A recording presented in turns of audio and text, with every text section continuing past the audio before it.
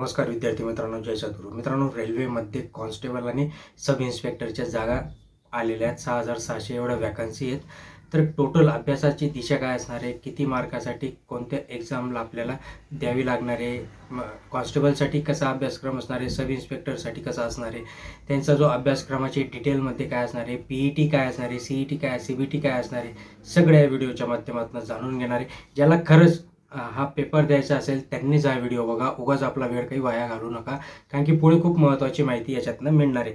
बघा, जर बघायला गेलं आपण तर याचे जे फॉर्म आहेत ते फॉर्म मित्रांनो 15 एप्रिलपासून सुरू होणार आहेत. आणि 15 एप्रिलपासून फॉर्म सुरू झाल्यानंतर आपल्याला पुढे काही दिवस, जवळपास 1 ते 1.5 महिना हे एक्झाम देण्यासाठी आपल्याला मिळतो.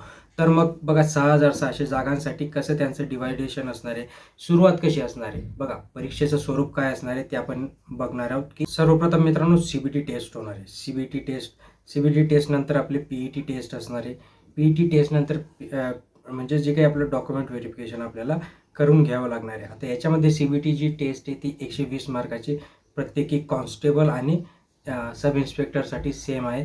आता 120 मार्कांसाठी आपल्याला हे पण समजून घ्यायचे की 120 मार्कांसाठी सिलेबस काय आहे. तर सिलेबस मित्रांनो बघा, सगळ्यात महत्त्वाचं म्हणजे जे काही आपण अभ्यास करतोय आता, जो आपण अभ्यास रेग्युलराईज चालू आहे आपला, तोच अभ्यास इथे आपल्याला आहे. सगळ्यात महत्त्वाचं म्हणजे पहिला जो सेक्शन आहे त्यांचा जनरल अवेअरनेस आहे मित्रांनो. जनरल अवेअरनेस आपल्याला तिथे द्यावे लागणार आहे. दुसरा जो त्यांचा सेक्शन आहे त्याच्यामध्ये त्यांनी अरिथमॅटिक दिलं आहे. अरिथमॅटिकमध्ये पण काय असणार आहे ते पण आपण जाणून घेणार आहे. त्याच्यानंतर मित्रांनो जनरल इंटेलिजन्स आणि रिझनिंग आहे मित्रांनो. म्हणजे रिझनिंग प्लस जनरल अवेअरनेस आहे मित्रांनो, जनरल अवेअरनेस. आणि त्याच्यानंतर मित्रांनो हे आपले 3 पॉईंट झाले. हे 3 पॉईंटमध्येच आपला पूर्ण सिलेबस कव्हर होणार आहे. याचं त्यांनी डिवायडेशन केलं आहे. जे काही जनरल अवेअरनेस आहे ते 50 मार्कांसाठी आहे. त्याच्यानंतर अरिथमॅटिक त्यांनी दिलं आहे आपल्याला 35 मार्कासाठी. त्याच्यानंतर 35 मार्कासाठी रिझनिंग प्लस जनरल अवेअरनेस त्यांनी इथे दिलेलं आहे. म्हणजे जे काही रिझनिंग आपण ज्याला म्हणतो. त्याच्यानंतर सेम आहे, 50 मार्काला 50 गुण इथे आहेत.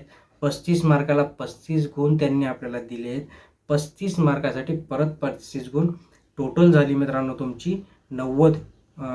120 मार्क झाले. 120 मार्कासाठी 120 प्रश्न आणि वेळ आहे मित्रांनो 90. म्हणजे 1.5 तासामध्ये आपल्याला हा पेपर संपूर्ण सोडवायचा आहे. संपूर्ण पेपर सोडवून झाल्यानंतर मित्रांनो इथे आपल्याला हे बघायचं आहे की आता याच्यामध्ये कुठले सेक्शन आपल्याला ते अभ्यास करून घ्यायचे त्यांच्याकडून. तर मग सगळ्यात महत्त्वाचं म्हणजे जर आपण जनरल अवेअरनेसचा विचार केला तर इतिहास आहे. इतिहासामध्ये इतिहास आहे, राज्यघटना आहे, भूगोल आहे, अर्थशास्त्र आहे, संगणक आहे. ओके. नंतर जो आपण आत्तापर्यंत जे काही आपण अभ्यास करत आलो सेम तोच असणार आहे. याची जी पात्रता आहे ती पात्रता फक्त 10वी पर्यंत असणार आहे. 10वी किंवा जर इतिहासचा जर बघायला गेला तर इतिहास आपण ग्रॅज्युएशनपर्यंत जरी केला तरी चालतो. बाकी ज्या काही गोष्टी जनरल अवेअरनेस आपण कितीही केला तरी कमीच पडत असतो मित्रांनो. त्याच्यानंतर आहे अरिथमॅटिक म्हणजे अंकगणित. अंकगणितामध्ये मित्रांनो संख्या प्रणाली आहे, टक्केवारी आहे, गुणोत्तर प्रमाण आहे, सरासरी आहे, व्याजमापी आहे, क्षेत्रफळ आहे, वेळ, वेग, काळ, ह्या गोष्टी याच्यात आपल्याला दिलेल्या आहेत. आता जो पुढचा सेक्शन आहे PET म्हणजे फिजिकल इफिशियन्सी टेस्ट. याचं त्यांनी कसं ब्रेकअप दिलं आहे, कशा पद्धतीने ते होणार आहे ते पण आपण या व्हिडिओच्या माध्यमातून जाणून आहोत. चॅनलवर नवीन असाल तर लाईक करत जा, शेअर करत जा, सबस्क्राईब करत राहा मित्रांनो. बघा, जर कास्ट आपलं मेल आणि फिमेलचं जर बघितलं तर मेलसाठी 1600 मीटर आहे, फिमेलसाठी 800 मीटर रनिंग आहे. रनिंग प्लस लॉंग जम्प आणि हाय जम्प अशी 3 सेक्शन याच्यात आहे. तर मेलसाठी 1600 मीटरला 5 मिनिट 45 सेकंदात धावायचे आणि फिमेलला 800 मीटर 3 मिनिट 40 सेकंद याच्यात धावायचे. तिथेच जर आपण जम्पचा विचार केला तर मेलसाठी 14 फीट लॉंग जम्प करायची मित्रांनो. आणि हाय जम्प त्यांना 4 फीट घ्यायची. फिमेलसाठी सेम 9 फीट करायची. आणि